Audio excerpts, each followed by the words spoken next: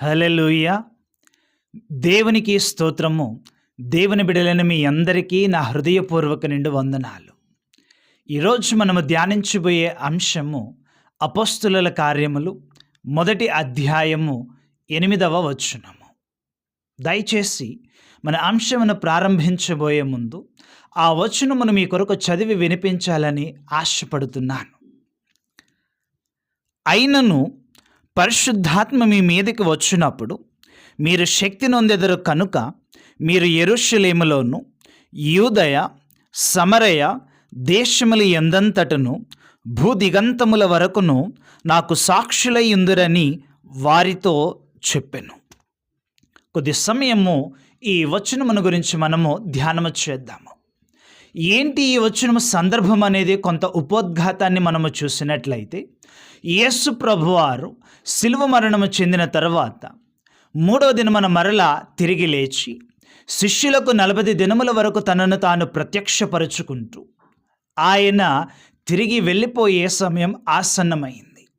గమనిస్తే యేసు ప్రభువారు ప్రపంచం మొత్తము కోసము మరణించడానికి వచ్చారు, కానీ తండ్రి చేత ఆయనకు ఇవ్వబడిన విధి ఏంటి అనంటే, ఆయన సర్వమానవాళి కోసం చనిపోతారు, కానీ సర్వమానవాళికి సువార్త చెప్పే బాధ్యత యేసు ప్రభువుది కాదు. మరలా చెప్తున్నాను, అర్థం చేసుకోండి. సర్వమానవాళి కోసం చనిపోయే బాధ్యత యేసు ప్రభు గారిదే, కానీ సర్వమానవాళికి సువార్తను ప్రకటించే బాధ్యత యేసు ప్రభు వారిది కాదు. మరి ఎవరిది అనంటే, యేసు ప్రభువు చేత ఎన్నుకొనబడిన వారిది.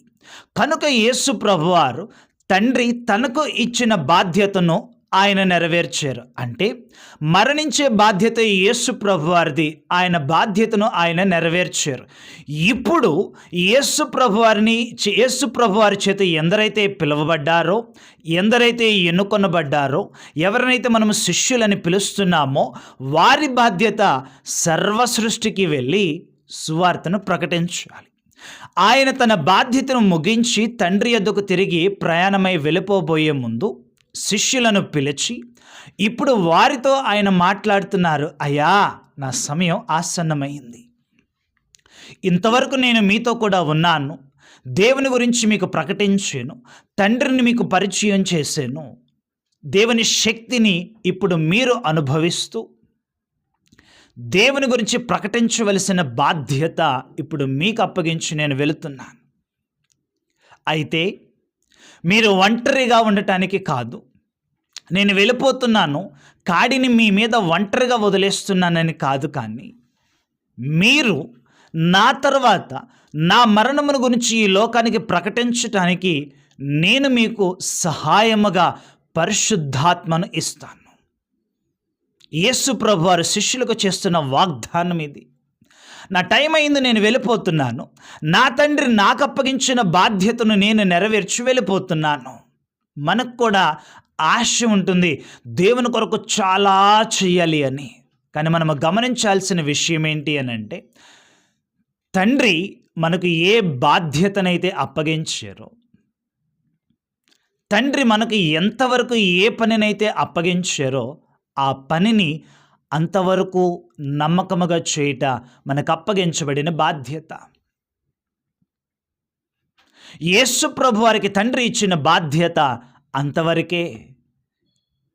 యేసు ప్రభు వారు కనుక సర్వసృష్టికి వెళ్ళి ఇదిగో నన్ను చంపేశారు, నేను తిరిగి లేచానని ఆయన తన్ను తాను శిష్యులకు ప్రత్యక్షపరుచుకున్నట్టుగా లోకమంతా తిరిగి వెళ్ళి ప్రకటిస్తే అది కూడా ఒక రకమైన మంచి పని, అనేకులు మారచ్చు. కానీ తండ్రి ఆయనకు అంతవరకే బోర్డర్ పెట్టారు. ఆయన తనకప్పగించబడిన బాధ్యతను నమ్మకంగా నిర్వర్తించారు. ఇప్పుడు శిష్యుల వంతు.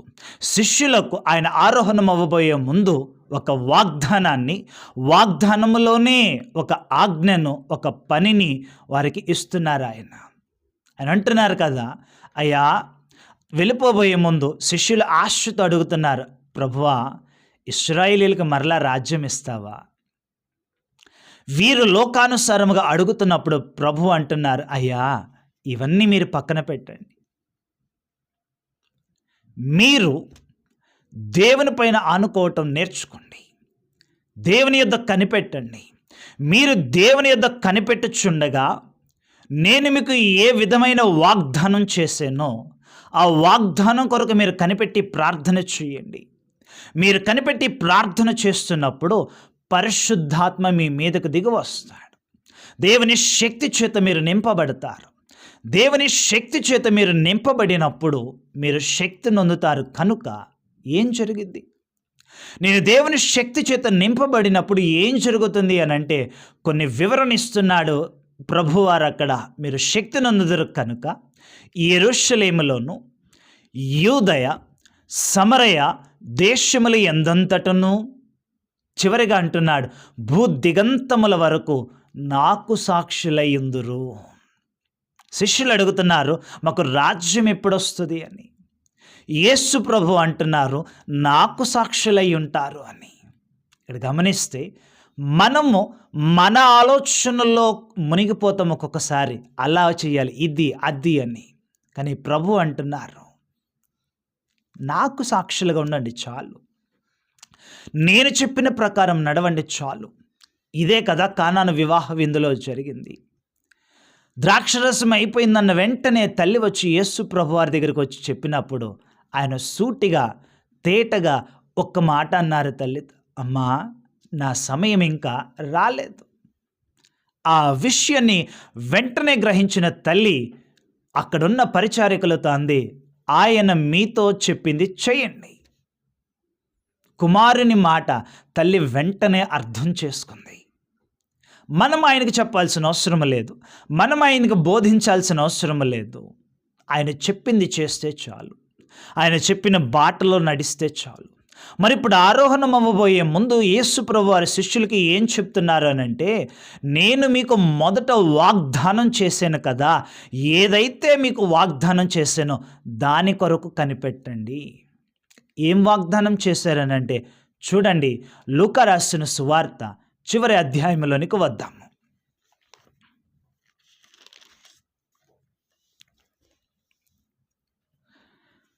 49వ వచనాన్ని మీకు చదివి వినిపిస్తాను. ఈ సంగతులకు మీరే సాక్షులు.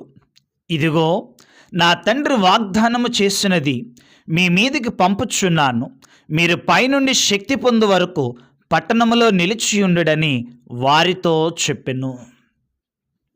యేసు ప్రభువారు లూకా సువార్త ముగింపులో మనము చదివి ఉన్నాము కదా, మీరు పైనుంచి శక్తి పొందేదాకా పట్టణములో నిలిచి ఉండమన్నారు. ఆ విధంగా ఆయన వాగ్దానం చేశారు. ఆ ప్రకారము వీరితో అంటున్నాడు, మీరు కనిపెట్టండి. మీరు కనిపెట్టినప్పుడు మీరు శక్తి పొందుకుంటారు. శక్తితో నింపబడినప్పుడు 4 రకములుగా 4 చోట్ల సాక్షులుగా నిలబడతారన్నారు ఆయన. ఏవేంటివనంటే యెరూషలేములో, యూదయ దేశములో, సమరయ దేశములో, భూదిగంతముల వరకు మీరు సాక్షులుగా ఉంటారన్నాడు. అన్న ప్రకారమే యేసు ప్రభువారు ఆరోహణమైపోయారు తన యాత్రను ముగించుకొని. శిష్యులు దేవుడికి ఇచ్చిన మాటను బట్టి వారు వెంటనే సంతోషముతో యెరూషలేములోనికి వెళ్ళి అక్కడ అందరూ కూడి ఏకాంతముగా ఏక మనసుతో ప్రార్థన చేస్తున్నారు. చదువుదామా ఆ వచనాన్ని? అపొస్తలుల కార్యములు 1వ అధ్యాయము 14వ వచనమును చదువుతాను, చూడండి. వీరందరూ వీరితో కూడా కొందరు స్త్రీలను, యేసు తల్లి అయిన మరియను, ఆయన సహోదరులను ఏక మనస్సుతో ఎడతెగక ప్రార్థన చేయుచుండిరి. ఎంత అద్భుతమైన మాట! ఏక మనస్సుతో ఎడతెగక ప్రార్థన చేస్తున్నారు వీరు. దేనికోసమో?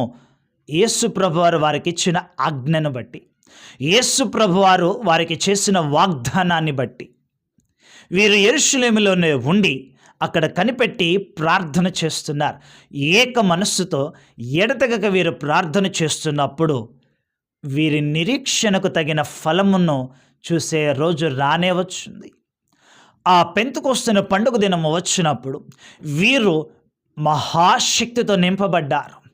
అగ్నితో నింపబడినట్టుగా నింపబడినప్పుడు అగ్ని జ్వాలలుగా వారి నాలుకలపైన విభాగింపబడి ఆత్మతో నింపబడి పరవశులై ఒక్కొక్కరు ప్రవచిస్తుండగా ఆయా భాషలలో ఉన్నవారు అక్కడ కూడి ఉన్నప్పుడు వీరందరికీ అర్థమయ్యే భాషలలో వీరు మాట్లాడుతున్నప్పుడు దేవుని శక్తిని చుట్టుపక్కన ఉన్న వారందరూ చూస్తున్నారు. కొందరికేమో వీరు మందు తాగొచ్చారు, మందులో చిత్ర విచిత్రంగా మాట్లాడతారు చూడండి, అలా అనిపిస్తుంది.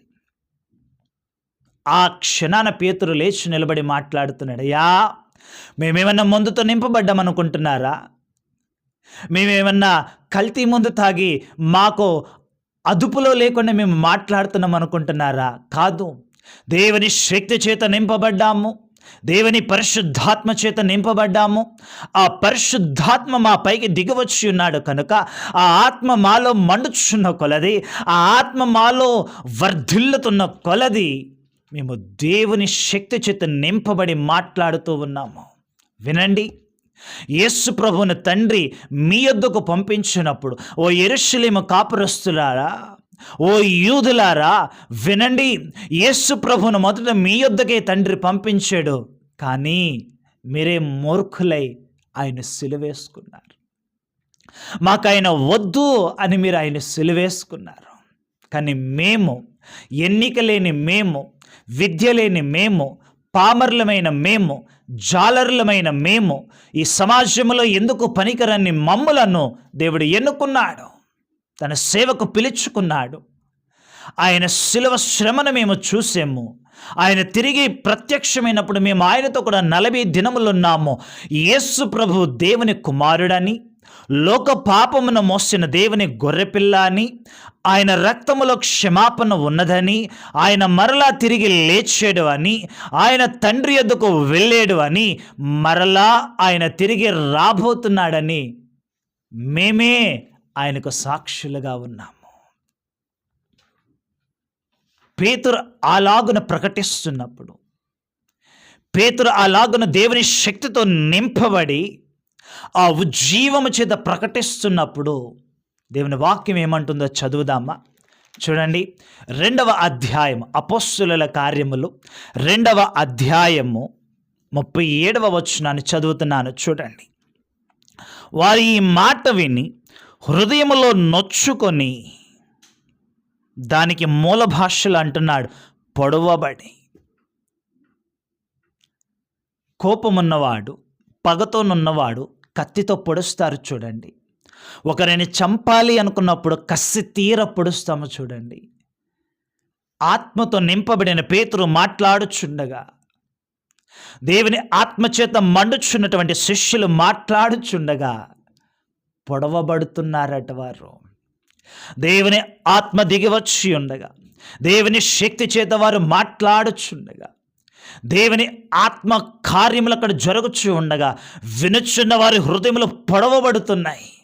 అవురా, యేసు ప్రభు నాతో కూడా మాట్లాడాడే, నేను కూడా యేసు ప్రభును తృణీకరించానే, నేను కూడా దేవుని ప్రేమను కాదనుకున్నానే, నన్ను ఎంతో ప్రేమించిన దేవుని నేను కూడా కాదనుకున్నానే, సిలువకు యేసు ప్రభుని అప్పగించాలి అప్పగించాలి అప్పగించాలి అని అరిచిన వారిలో నేను కూడా ఒకడినే.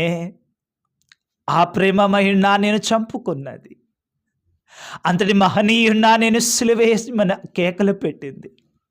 మాకు బరబ్బా కావాలి, యేసు ప్రభు వద్దని అలా అరిచిన మూర్ఖపు గుంపులో నేను కూడా ఒకడినే. పొడవబడుతున్నారు.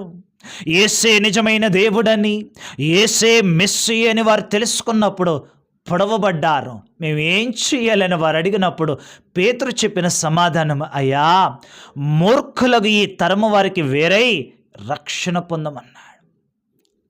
తొలగండి, మూర్ఖులలో నుండి బయటికి రండి, యేసు ప్రభువుని తెలుసుకోండి అని పేతురు వారితో చెప్పాడు. అలా యెరూషలేములో వారు కనిపెట్టి ప్రార్థన చేయగా, దేవుని శక్తి చేత వారు నింపబడగా, ఆ యెరూషలేములో పెంతెకొస్తు పండుగ దినమన్న దేవుని ఆత్మ చేత వారు రక్షించిన వారి సంఖ్య సుమారు, అక్కడ బాప్తిసం పొందిన వారి సంఖ్య 3000 మందిగా పేర్కొనబడి ఉన్నది. మనము ధ్యానము చేస్తున్న ఈ 4 విషయాలలో ప్రభువు నీతో నాతో మాట్లాడుచున్నారు. వినండి, మొదటి మాటను మనము నేర్చుకున్నాము ఇప్పటి వరకు. ప్రభు అన్నాడు కదా, పరిశుద్ధాత్మ మీ మీదకి వచ్చినప్పుడు మీరు శక్తి పొందుతారు. ఏం జరిగింది శక్తి పొందుకున్నప్పుడు? నాకు ఉపయోగమా? నాకు మాత్రమే ఉపయోగమా? దేనికి ఈ శక్తి అనంటే, దేవుని శక్తి నీ పైకి వచ్చినప్పుడు దేవుని రాజ్యాన్ని కడతావు, సాతానుని కాళ్ళ క్రింద చెతుకుదొక్కుతావు. ఎవరితో నీవు మాట్లాడతావో వారి హృదయములు పొడవబడతాయి. ఎందరికి నీవు దేవుని ప్రేమను ప్రకటిస్తావో వారి మనోనేత్రాలు తెరవబడతాయి. మనం అనుకుంటాము, నేను ప్రకటించాలి, నేనేదో చేసేయాలి, నేనేదో సాధించాలి అని. కానీ నువ్వు ఒకటి గ్రహించు, దేవుని సాక్షిగా బ్రతకటం అనంటే నా శక్తియుక్తులు కాదు. పరిశుద్ధాత్మ శక్తితో నేను నింపబడినప్పుడు, దేవుని శక్తి నా పైకి దిగి వచ్చినప్పుడు నేను ఆయన సాక్షిగా మారుతాను. అందుకే మొదటిగా అంటున్నాడు శిష్యులతో, మీరు దేవుని శక్తి చేత నింపబడినప్పుడు యెరూషలేములో నాకు సాక్షులుగా మారుతారు. వాగ్దానం చేస్తున్న దేవుడు నమ్మదగిన వాడు కదా. అందుకే ఆ నమ్మదగిన దేవుడు మొదటి పాయింట్, యెరూషలేములో ఎట్లా తనకు మహిమను తెచ్చుకున్నాడు, ఎట్లా తన శక్తిని వారిపైన కుమ్మరించాడు అనంటే, మూర్ఖులు సైతం మారిపోయారు. యెరూషలేములోని వారు యేసు ప్రభువుని సిలువేయండి, సిలువేయండి, సిలువేయండి అని కేకల వేసులో ఉన్నవారు సైతము పొడవబడ్డారండి. నీవు దేవుని శక్తి చేత నింపబడి ఆయన వాక్కును ప్రకటిస్తుండగా మూర్ఖులు సైతం మార్చబడుదురుగాక. ఈరోజు దేవుని వాక్యం నీకు ప్రకటించబడుచుండగా నీవు మూర్ఖ స్థితిలో ఉన్న నీ హృదయం పొడవబడునుగాక. ఈరోజు దేవుడు నీతో నాతో మనందరితో మాట్లాడుచున్నాడు. యెరూషలేములో మీరు నాకు సాక్షులుగా ఉంటారు అని చెప్పిన దేవుడు తన మాటను నెరవేర్చుకున్నాడమ్మా. తన మాటను నెరవేర్చుకున్నాడు. ఆయన వాగ్దానం చేసినవాడు నమ్మదగిన వాడంటే ఇది కాదా? గమనించండి. రెండవదిగా అంటున్నాడు, అయ్యా దేవుని శక్తి చేత మీరు నింపబడినప్పుడు యెరూషలేమును దాటి యూదయలోనూ సమరయలోనూ నాకు సాక్షులుగా ఉంటారు. రెండవది, మూడవది యూదయ, సమరయ. ఎందుకు ఈ రెండింటిని కలిపి దేవుడు ఉపయోగిస్తున్నాడు? ఎందుకు దేవుడు ఈ రెండింటిని కలిపి ఉపయోగిస్తున్నాడు అనంటే, గమనించుదాం ప్రియ సహోదరి సహోదరులారా. యూదుల సమాజము, సమరయుల సమాజము కలిసి ఉండరు. యూదులకు సమరయులంటే పడదు, వారికి అసహ్యము. అందుకే ప్రభు అంటున్నాడు, దేవుని శక్తి చేత మీరు నింపబడినప్పుడు, దేవుని శక్తి చేత మీరు నింపబడినప్పుడు యూదయలోను సమరయలోను మీరు నాకు సాక్షులుగా ఉంటారు. దేవుని ఎరుగక ముందు పగలో ప్రతీకారాలు, ఎక్కువ తక్కువ, ఆళ్ళు వీళ్ళు అని. కానీ దేవుని శక్తి చేత నీవు నింపబడినప్పుడు, దేవుని పాత్రగా నీవు మలచబడినప్పుడు, దేవుని బిడ్డగా నీవు ఎదిగినప్పుడు తరతమ భేదాలు లేవు. ఆయన వారు పగవారనే భేదాలు లేవు. ప్రభు నిన్ను ప్రతి చోట వాడుకుంటాడు. నిన్ను ఎరిగిన వారు, ఎరగని వారు, ద్వేషిస్తున్నవారు, ప్రేమిస్తున్నవారు, స్నేహితులు, పగవారు, ఎవరైనా సరే ప్రభువు తన సాక్షిగా నిన్ను నిలవబెడతాడు. ప్రియ సహోదరి సహోదరులారా, అందుకే రెండవదిగా దేవుడు అంటున్నాడు, యెరూషలేము తర్వాత యూదయ, సమరయ. ఇది నా మాట కాదు, యోహాను సువార్త. మీకు చదివి వినిపిస్తాను, చూడండి. యోహాను సువార్త 4వ అధ్యాయము 9వ వచనాన్ని చదువుతున్నాను, చూడండి. ఆ సమరయ స్త్రీ, యూదుడవైన నీవు సమరయ స్త్రీనైన నన్ను దాహమునకిమని ఏలాగు అడుగుచున్నావని ఆయనతో చెప్పెను.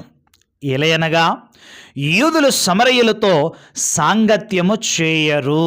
ఆ మాట చూడండి. ఏలయనగా యూదులు సమరయులతో సాంగత్యము చేయరట. వారికి వీరికి పడదు.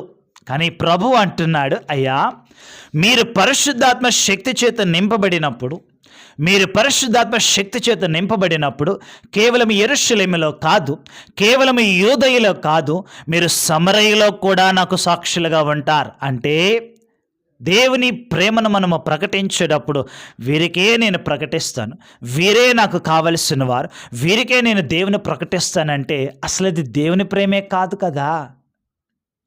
ఈరోజు దేవుడు నీతో నాతో మనందరితో మాట్లాడుచున్నాడు. రెండవ పాయింట్ ఇక్కడ అంటున్నాడు, యూదయలోను సమరయలోను నాకు సాక్షులుగా ఉండాలి.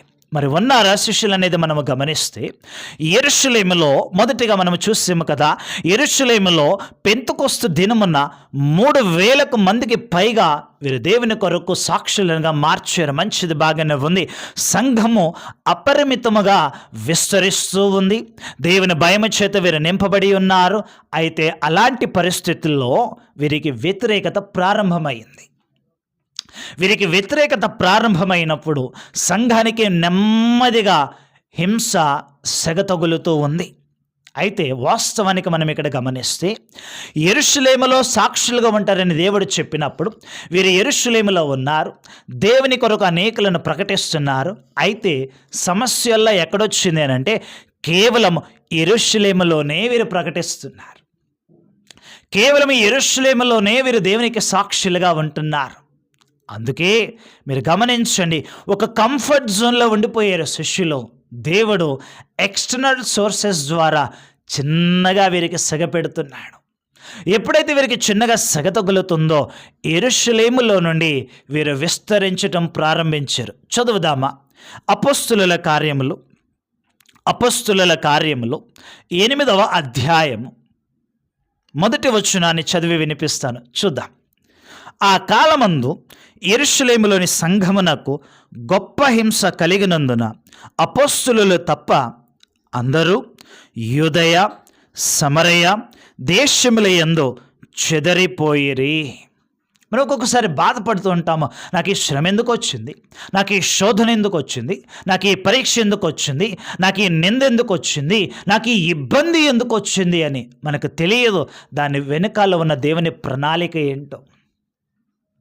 యెరూషలేములో మొట్టమొదటిగా మీరు నాకు సాక్షులుగా ఉంటారు అనంటే, దేవుడిచ్చిన మాట ప్రకారం వీరు యెరూషలేములో దేవుని శక్తిని పొంది కేవలం యెరూషలేములోనే వాడబడుతున్నారు. కానీ దేవుని వాగ్దానము పార్షియల్గా నెరవేరటం కరెక్ట్ కాదు కదా, పాక్షికంగా నెరవేరటం కరెక్ట్ కాదు కదా. దేవుడు భూదిగంతముల వరకు తీసుకెళ్తానంటే యెరూషలేములోనే ఆగిపోయారు శిష్యులు. అందుకే యేసు ప్రభువారు నెమ్మదిగా మంట పెడుతున్నారు వారికి. మనం అనుకుంటాము, శ్రమ ఎందుకు, దేవుని పనే కదా వీరు చేస్తుంది, దేవుని కోసమే కదా వీరు వాడబడుతున్నది, శ్రమ ఎందుకు, దేవుని సేవకు ఆటంకం ఎందుకు? మనకి తెలియని సత్యము, తెలియని విషయం ఏంటనంటే, శ్రమలలో నుండి సేవను విస్తరించగలిగిన సమర్థుడు మన నజరేయుడైన యేసు. ఇరుకులో విశాలతను కలిగించగలిగిన వాడు, నీ శ్రమలలో సేవను పరిపూర్ణము చేయగలిగిన వాడు. నీవెంతగా నల్లగొట్టబడతావో అంతగా వెలిగించగలిగిన సమర్థుడు మన నజరేయుడైన యేసు. సంఘము శ్రమ శ్రమ శ్రమ అని చూస్తే అక్కడ దేవుని శక్తిని వారు ఇంకా అనుభవించగలిగేవారు కాదు. అందుకే మనము చదివి ఉన్న ఈ లేఖన ప్రకారం అంటున్నాడు కదా, యెరూషలేములోనున్న సంఘమునకు గొప్ప హింస కలిగినందున ఎక్కడికి చెదిరిపోయారట? యూదయ సమరయ దేశములకు వారు చెదిరిపోయారట. దేవుని బిడ్డ, దేవుణ్ణి పంపించే ప్రతి శ్రమ వెనుక ఒక ఆధ్యాత్మిక ప్రణాళిక దాగి ఉంటుంది. దేవుడు పెట్టే ప్రతి శోధన వెనుక ఒక క్రమశిక్షణ దాగి ఉంటుంది. దేవుడు పంపించే ప్రతి పరీక్ష వెనుక ఒక అత్యుత్తమ ప్రణాళిక దాగి ఉంటుంది. ఇది నువ్వు అర్థం చేసుకోగలిగితే నీకెదురయ్యే ప్రతి శోధన నీకు ఒక మెట్టుగా నీవు భావించగలుగుతావు. దేవుడు అక్కడ 4 వాగ్దానాలు చేసి పెడితే ఒక్క వాగ్దానం దగ్గరే ఆగిపోయి సంతృష్టి కలిగి ఉన్నారు వీరు. కానీ దేవుడు ఒప్పుకోలేదు, శ్రమ పంపించాడు. ఆ శ్రమలో నుండి తాను వాగ్దానం చేసిన ఆశీర్వాదం యొక్క రెండవ మెట్టుకు తీసుకెళ్ళాడు, యూదయ సమరయ దేశాలకు. ఆ యూదయ సమరయ దేశాల గురించి ఉపోద్ఘాతం చెప్పాను కదా మీకు. యూదులకు సమరయులకు పడదు, కానీ తాను పిలుచుకున్న ఈ బిడల ద్వారా 2 చోట్ల దేవుడు ప్రకటింపచేస్తున్నాడు. అంటే దేవుని ప్రేమ, దేవుని వాక్కు కేవలము ఒక సెక్ట్ అక్కడ అలా ప్రకటించడానికి వీల్లేదు. దేవుని ప్రేమ ఉన్నత వర్గాలకి కావాలి, నీచులకు కావాలి. దేవుని ప్రేమ లేని వారికి కావాలి, ఉన్నవారికి కావాలి. ఎన్నికైన వారికి కావాలి, ఎన్నిక లేని వారికి కావాలి. పెద్దలకి కావాలి, చిన్నలకి కావాలి. తూర్పు దిక్కుకు కావాలి, పడమట దిక్కుకు కావాలి. అన్ని వర్గాల వారికి దేవుని వాక్కు వెళ్ళాలి. వీరు యెరూషలేము వారు, యూదులు. కేవలం మా వారికే మేము ప్రకటిస్తామంటే దేవుడు ఊరుకోడు. అందుకే రెండింటినీ కలిపి అంటున్నాడు, మీరు యూదులకు సమరయులకు సాక్షులుగా ఉండాలి. ఎట్లా తీసుకెళ్ళాడు? శ్రమ ద్వారా తీసుకెళ్ళాడు. సరే, దేవుడు శ్రమ ద్వారా యూదయ సమరయ దేశాలకి తీసుకెళ్ళాడు కదా, శ్రమలోనే పాపం నలిగిపోతున్నారా? అట్లానే వారిని దేవుడు విడిచిపెట్టాడంటే మన దేవుడు అన్యాయస్తుడు కాదండి. చూడండి, అపొస్తలుల కార్యములు 9వ అధ్యాయము 31వ వచనాన్ని మీకు చదివి వినిపిస్తాను. చూడండి. కావున యూదయ, గలిలయ, సమరయ దేశముల యందంతటా సంఘము క్షేమాభివృద్ధి నొందుచు సమాధానము కలిగి ఉండెను, మరియు ప్రభువునందు భయమును పరిశుద్ధాత్మ ఆదరణీయు కలిగి నడుచుకొనుచు విస్తరించుచుండెను. వాక్యం వినిచిన ప్రియ దేవుని బిడ్డ, యెరూషలేము అనే కంఫర్ట్ జోన్లో ఉన్న శిష్యులను, దేవుని బిడ్డలను ఆయన శ్రమ ద్వారా యూదయ సమరయ దేశాలకు చెదరగొట్టాడు. అంటే వీరు యెరూషలేములో నుండి యూదయ సమరయ సెకండ్ స్టేజ్కి రావటానికి పాయింట్ ఏంటంటే శ్రమ.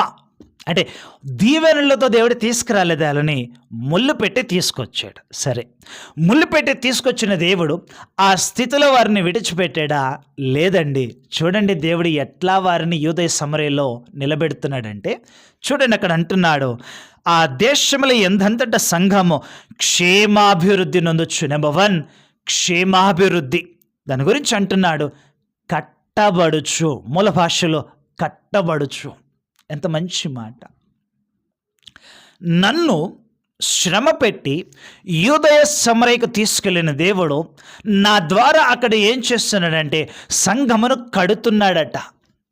అంటే నేను పడుతూ, నేను నలగొట్టబడుతూ అక్కడ ఒక సంఘాన్ని కట్టగలుగుతున్నాను. నేను ప్రియ దేవుని సేవక, వాక్యం వినుచున్న నా సహోదరి సహోదరుడా, నీ నలగొట్టబడుటలో, నీ శ్రమలో మరొకరు కట్టబడుదురుగాక. నీ శ్రమ, నీ శోధన మరొకరికి వెలుగుగా నుండునుగాక. చూడండి ఎంత అద్భుతమైన మాట. తన సంఘాన్ని, తన బిడలను శ్రమ పెట్టి యూద సమరయులకు పంపించిన దేవుడు వారి శ్రమలలో నుంచి అక్కడ సంఘాన్ని క్షేమాభివృద్ధిలో నడిపిస్తున్నాడు. 2, సంఘానికి ఏమించాడట? సమాధానము కలిగి ఉండెను. అవురా, వెళ్ళిన వాళ్ళేమో హింసలతో వెళ్ళారు, శ్రమలతో వెళ్ళారు. వారేమిస్తున్నారంటే సమాధానం ఇస్తున్నారు. ఇది క్రైస్తవుని దేవుని బిడ్డ లక్షణము. నా జీవితంలో ఎన్ని తుఫానులైనా ఉండని, నా జీవితంలో ఎన్ని శ్రమల గుండానైనా నేను పోతాను, కానీ నా దేవుని ప్రేమనే నేను లోకానికి ఇస్తాను. నా దేవుని స్వార్థనే నేను లోకానికి ఇస్తాను. నా దేవుని శాంతినే నేను లోకానికి ఇస్తాను. నా దేవుని మాధుర్యాన్నే నేను లోకానికి ఇస్తాను. ఈ దేవుని బిడలు తమ శ్రమలలో నుంచి సంఘాన్ని కట్టుచూ సంఘానికి సమాధానము కలిగిస్తున్నారట. ఎంత మధురమైన మాట ఇది. ఇంకా అంటున్నాడు కదా, ఆపట్లేదు అక్కడ. దేవుడు మరింతగా వివరిస్తూ అంటున్నాడు, మరియు ప్రభువునందు భయము. ఎవరి భయమట? ప్రభువునందు భయము. లోకం గురించిన భయం లేదు వీళ్ళకి, లోకము గురించిన భయం లేదు. వారు ఏమైనా చేయనివ్వండి, ఎంతైనా శ్రమ పెట్టనివ్వండి, ప్రాణాలే తీసుకుంటారో తీసుకొనియండి, మాకు ఇబ్బంది లేదు. ఎందుకంటే మేము యేసు ప్రభువుని నమ్ముకున్నాము. మేము నమ్ముకున్న దేవుడు మరణమును జయించాడు, ఆయన తిరిగి లేచాడు, కనుక నన్ను మరలా తిరిగి లేపుతాడు. ఓ శత్రువా, నా ప్రాణాన్ని తీసుకుంటావా? తీసుకో. నా దేహాన్ని నీవు చంపగలవు, కానీ నా ఆత్మను నీవు చంపలేవు. నిశ్చయత కలిగి ఉన్నారు. కేవలము ప్రభువుకి మాత్రమే వీరు భయపడుతున్నారు. రెండవదిగా అంటున్నాడు, పరిశుద్ధాత్మ యందు ఆదరణ. దేవుని భయము, పరిశుద్ధాత్మ ఆదరణ, వీటన్నిటితో సంఘము అక్కడ నడుచుకొనుచు విస్తరించుచుండెను. దేవుని కార్యమండి. నలుగురితో ప్రారంభమైంది, నలుగురితో ఆపే దేవుడు కాదు. గొప్ప గొప్ప సేవకుల సాక్ష్యాలు వినేటప్పుడు మనం చూస్తాము, మా కడుపు కట్టుకుని మంచినీళ్ళు తాగి బ్రతుకుతూ మేము సేవను ప్రారంభించామండి అంటారు. 4 పరదాలు వేసి, ఒక చాపేసి, చిన్న డ్రమ్ము కొట్టుకుంటూ నేను నా భార్య సేవను ప్రారంభించమండి అనే మాటలు, సాక్ష్యాలు మనం వింటాం. దేవుని సేవను ప్రారంభించిన కొత్తలో ఏమీ జరగటానికి లేనప్పుడు ఉపవాసములుంటూ జాగారములు చేస్తూ మా సేవను ప్రారంభించమనే మాటలు వింటాం మనం. అలా దేవుని కొరకు యథార్థంగా సేవను ప్రారంభించి అనేక కష్ట నష్టాలలో దాన్ని కొనసాగించిన సేవకుల సాక్ష్యములు వింటూ ఉంటే దేవుని యందు చాలా సంతోషం వేస్తుంది. అలా ప్రారంభించిన వారి సేవ నేడు నలుదిక్కులా విస్తరించినప్పుడు, నలుదిక్కులా వ్యాపించినప్పుడు, నిజమే కదా, దేవుడు తనిచ్చిన వాగ్దానమును తప్పడు కదా, మాట ఇచ్చిన దేవుడు మాట తప్పడు కదా. నాడు శిష్యులకు వాగ్దానం చేసిన దేవుడు శిష్యులకు మాత్రమే కాదు కదా. ఈరోజు ఎందరు తన పిలుపునకు లోబడి, ఎందరు దేవుని సేవనకు లోబడి అలా ముందుకు వచ్చేస్తున్నారు, తమ ప్రాణాలను లెక్క చేయకుండా, తమ కుటుంబాలను ఎన్ని శోధనలో ఉన్నా లెక్క చేయకుండా, తమకు ఉన్నా లేకపోయినా, జరిగినా జరగకపోయినా, ఎన్ని హింసలు ఎదురైనా, ఎన్ని ప్రతిఘటనలు ఎదురైనా, ఎన్ని రాళ్ళ దెబ్బలు తినాల్సి వచ్చినా, ఎంత చీత్కారాలు ఎదురైనా, అలాంటి ప్రతి పరిస్థితుల్లో నేను దేవుని కొరకు నిలబడాలంటే నా దేవుడు నన్ను పిలుచుకున్నాడు, నా దేవుడు ఎందుకు పనికిరాని నన్ను రక్షించి కడిగి నన్ను పరిశుద్ధునిగా మార్చి నిలబెట్టుకున్నాడు. ఈ సమాజానికి నేను ఒక పనికిరాని వ్యక్తిగా ఉన్నప్పుడు నా దేవుడు నన్ను పిలిచి నన్ను ఒక ప్రయోజనకారినిగా చేశాడు. ఆ దేవుని ప్రేమను నేను లోకానికి అందించాలి అని తిరుగులేని విశ్వాసముతో యేసు ప్రభువుని నమ్మి, యేసు ప్రభువుని సాక్షిగా వారు నిలవబడుతున్నప్పుడు ప్రారంభించేది ఇంతే, ప్రారంభించినప్పుడు ఆవగింజంతే.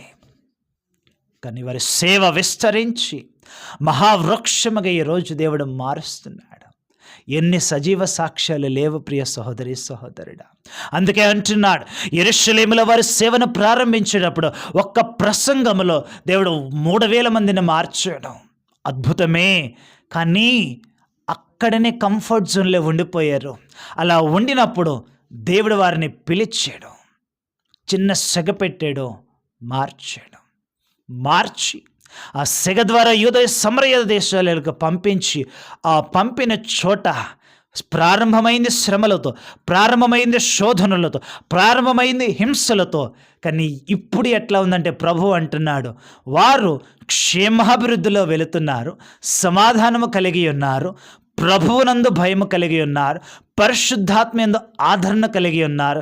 అలా ఆదరణ కలిగి నడుస్తూ విస్తరిస్తున్నారు. ఈ మాట మర్చిపోవద్దు, విస్తరిస్తున్నారు.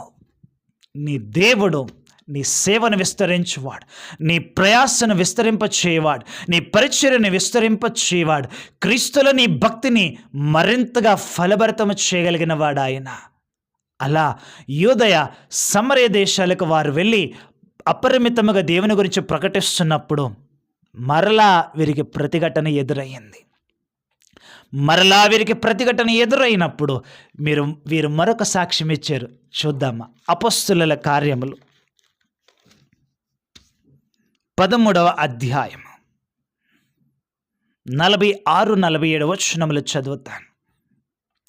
అప్పుడు పౌలును బర్నబాయి ధైర్యముగా ఇట్లనిరి, దేవుని వాక్యము మొదట మీకు చెప్పుట ఆవశ్యకమే, అయినను మీరు దానిని త్రోసివేసి మిమ్మల్ని మీరే నిత్య జీవనకు అపాత్రులుగా ఎంచుకొనుచున్నారు.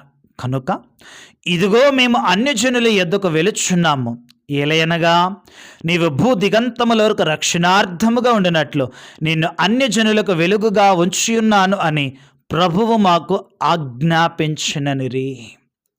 యెరూషలేములో ప్రారంభించారు, అక్కడి నుండి యూదయ సమరయకు వచ్చారు. అక్కడ ప్రకటిస్తుండగా మరలా ప్రతిఘటన ఎదురైంది.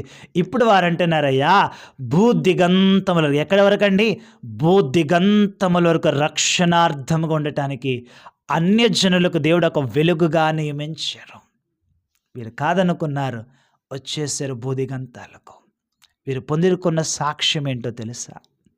వాళ్ళ భూదిగంతముల వరకు చెదిరిపోయి వీరు పొందుకున్న సాక్ష్యం ఏంటో తెలుసా? చదువుతున్నాను చూడండి.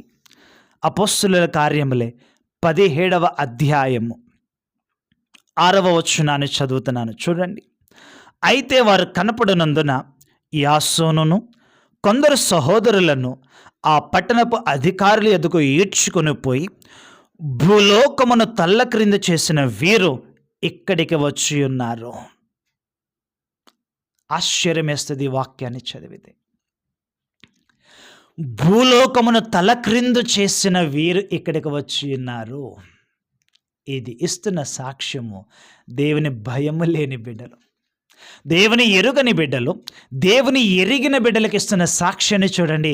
భూలోకాన్ని తల్లక్రిందులు చేసే వీరు ఇక్కడికి వచ్చి ఉన్నారు అని. దేవుని వాగ్దానం చూసారా ఎలా నెరవేరుతుందో?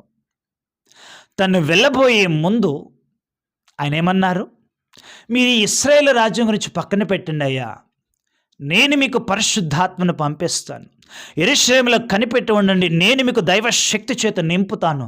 అలా నింపబడినప్పుడు మీరు ఈ రాజ్యం అనుకుంటున్నారు, కాదు. యెరూషలేములో, యూదయలో, సమరయలో భూదిగంతముల వరకు నాకు సాక్షులుగా ఉంటారు అని ప్రభువు చెప్పాడు. చెప్పిన దేవుడు ఆ మాట ప్రకారం వీరు వెళ్ళి ఎడతెగక ఏకాంతముతో ఏక మనస్సుతో కనిపెట్టినప్పుడు దేవుని శక్తి చేత వీరు నింపబడగా ఒక్క ప్రసంగములో యెరూషలేములో 3,000 మందికి పైగా మారు మనస్సు పొంది బాప్తిసం పొందేలా చేశారు. అయితే దాని తర్వాత యూదయ సమరయలోనికి వెళ్ళి అక్కడ సంఘాన్ని క్షేమాభివృద్ధిలోనూ సమాధానము కలిగి ఉండేలా చేశారు. ప్రభువునందలి భయముతో ఎదిగేలా చేశారు. పరిశుద్ధాత్మ యందలి ఆదరణ వారికి ఇచ్చారు. అక్కడ సంఘమును స్తబ్దుగా వీరు ఉంచలేదు, కానీ విస్తరించేలా చేశారు. ఆ తర్వాత మరలా వీరికి సెగతగిలినప్పుడు, మరలా వీరికి ప్రతిఘటన ఎదురైనప్పుడు దేవుని కొరకు లేచి వీరు నిష్కర్షగా లేచి అన్నారు, మేము భూదిగంతముల వరకు వెళ్ళిపోతున్నాము, భూదిగంతముల వరకు మేము వెళ్ళిపోతున్నాము అన్నట్టుగానే రకరకాల ప్రాంతములకు వీరు వాడబడ్డారు. అన్యులు ఇస్తున్న సాక్ష్యం చూడండి. భూలోకమును తల్ల క్రింద చేసిన వీరు ఇక్కడికి వచ్చి ఉన్నారు. ఈరోజు వాక్యం వినిచిన ప్రియ సహోదరి సహోదరుడా, అంతే దినములలో మనం ఉన్నాము. నాడు వాగ్దానం చేసి తన శక్తిని శిష్యులపైకి పంపిన దేవుడు ఈరోజు నీపైకి పంపడా? అయ్యో, వాళ్ళంటే శిష్యులండి, ఎన్నుకొనబడిన వారండి, పిలువబడిన వారండి, వారి కింద నాకు లేదని నీవు అనుకుంటున్నావేమో. నీకోసం ఈ వాక్యము చదివి ముగించుకుందాము. చూడండి, మొదటి కొరింథీ పత్రిక 1వ అధ్యాయము 26 నుండి చదువుతున్నాను చూడండి. సహోదరులారా, మిమ్మల్ని పిలిచిన పిలుపును చూడి, మీలో లోకరీతిని జ్ఞానులైనను ఘనులైనను గొప్ప వంశము వారైనను అనేకులు పిలువబడలేదు, కానీ ఏ శరీరియు దేవుని ఎదుట అతిశయింపకుండునట్లు జ్ఞానులను సిగ్గుపరచుటకు లోకములో నుండి వెర్రి వారిని దేవుడు ఏర్పరచుకొని ఉన్నాడు. బలవంతులైన వారిని సిగ్గుపరచుటకు లోకములో బలహీనులైన వారిని దేవుడు ఏర్పరచుకొని ఉన్నాడు. ఎన్నికైన వారిని వ్యర్థము చేయుటకు లోకములో నీచులైన వారిని, తృణీకరింపబడిన వారిని, ఎన్నిక లేని వారిని దేవుడు ఏర్పరచుకొని ఉన్నాడు. అయితే ఆయన మూలముగా మీరు క్రీస్తు యేసునందున్నారు.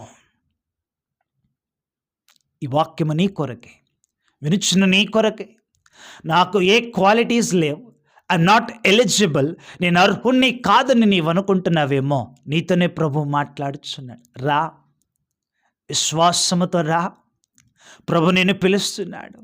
నా జీవితం వ్యర్థం, ఎందుకు పనికిరాదని నీవు అనుకుంటున్నావేమో, నేను ఒక ప్రయోజనకరమైన పాత్రగా నిలవపెట్టి భూదిగంతముల వరకు నేను ఒక సాక్షిగా నిలవపెట్టుటకు ప్రభువు నిన్ను పిలుస్తున్నాడు. లే, యెరూషలేములో శిష్యులను దేవుడు వాడుకున్నాడు, యూదయలో దేవుడు శిష్యులనుగా వాడుకున్నాడు, సమరయలో దేవుడు శిష్యులనుగా వాడుకున్నాడు, భూదిగంతముల వరకు తన పరిచర్యలకు దేవుడు వాడుకున్నాడు. ఈరోజు ప్రభువు నిన్ను పిలుస్తున్నాడు. నీవు ఆయన వాక్కుకు లోబడి, ఆయన పిలుపుకు లోబడి నీవు వస్తే నిన్ను సైతం తన శక్తి చేత నింపి భూదిగంతముల వరకు అనేక ప్రాంతములలో తన పరిచారకునిగా దేవుడు నిన్ను నియమిస్తాడు. నీ జీవితమును మార్చువాడు, చీకటిలో నుండి నీ బ్రతుకును మరలా వెలిగించువాడు. అపవాది బానిసలలో ఉన్న నిన్ను తప్పించి, పాప సంఖ్యలన్నిటిని తెంచి, తన రక్తములో నిన్ను విమోచించి ప్రయోజనకరమైన పాత్రగా నిన్ను నడిపించుటకు ప్రభువు నిన్ను ఎన్నుకొని ఉన్నాడు. రా, దేవుని పిలుపుకు లోబడు, దేవుని సాక్షిగా నుండు. దేవుని శక్తి చేత నీవు నింపబడదువు గాక, నేను నింపబడదును గాక. మనము నింపబడి సాతానును మన కాళ్ళ క్రింద చతుకు త్రొక్కి దేవుని రాజ్యమును విస్తరింప చేయుదుము గాక. ఆమేన్.